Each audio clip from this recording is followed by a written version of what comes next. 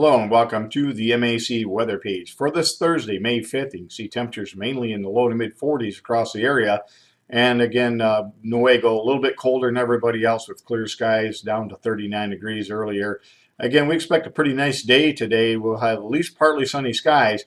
Now, with the warming surface temperatures, we got a cold pool of air aloft, and that could create some afternoon instability.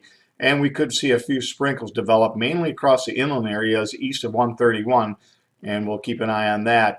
As far as the rest of the Great Lakes, you can see mainly temperatures in the 40s and into the 30s across the northern areas. You can see the north winds bringing in cooler and drier air, but that'll allow for some sunshine, which should allow temperatures to warm nicely here as we go through the afternoon, at least the low to mid 60s as it looks right now.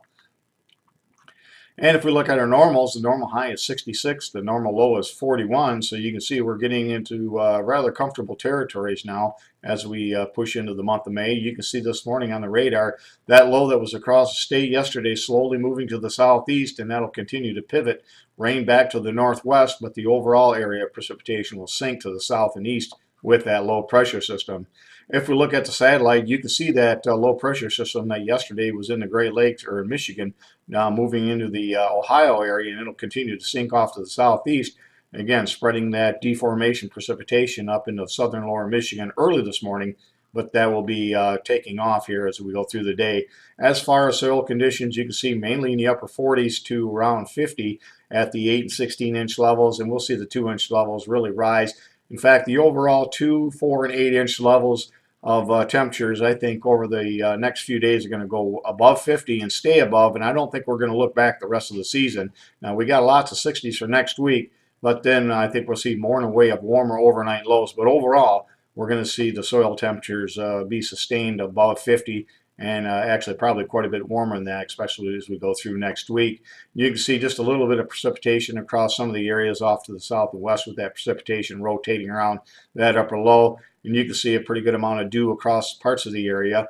And if we look at the next screenshot, you can see this is the Breckenridge 2, 8, and 16 inch temperature levels. You can see we cooled down quite a bit here after that warm up we had back in the middle of April. We've dropped down quite a bit, but now as we begin to move into the month of May, over the last few days, we're starting to see those temperatures increase, and again, they'll continue to rise here, not only the next couple of days, but right on through the foreseeable future. Again, I don't think once we hit 50 here, we're going to roll back until we get towards fall. And if we look at the growing degree days by location, you can see just getting a start on that now. Once we get to the 50% plant date, we'll then have charts for individual locations showing comparisons to previous years and to some significantly poor or good years.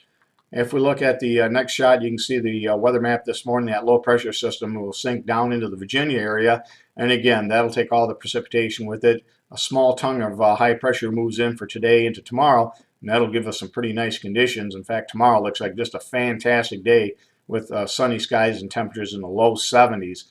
If we look at the forecast for tomorrow, again, high pressure off to the south. With that south and southwest winds moving into the state out ahead of the next system, we'll have, again, pretty warm conditions. And this front will sink to the southeast as we get into Saturday. And that's about 24 hours quicker than it looked a few days ago when we thought we might have temperatures well into the 70s for Saturday. But with the cold front moving through the area, a good chance of showers and thunder showers for Saturday, and temperatures in the low to mid 60s. So it won't be cold, but it would be on the damp side, although we don't expect a ton of precipitation with this particular event, maybe around 1/10 to around 1/4 of an inch as it looks right now. And you can see over the next 3 days from the WPC that amount, again, not too significant, but if we look at the 7-day, we got a lot more in the way of precipitation heading this way for next week as warm air tries to push out some of this cold air hanging to the northeast, and that's going to create a clash zone, and I think we'll have a pretty good amount of rain here early and middle part of next week. If we look at the 90-day outlook for May, June, and July, you can see much of the nation is going to be above normal precipitation. You can see the exception across Texas and much of the southwest U.S.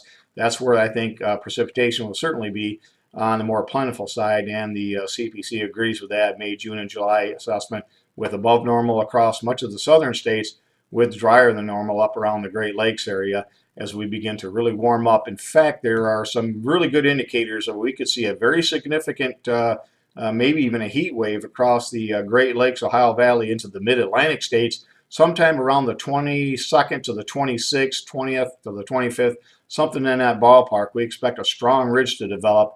And again, it could get rather toasty here as we get into week 3 and week 4. Thanks for stopping by and have yourself a great day, and 73s to all.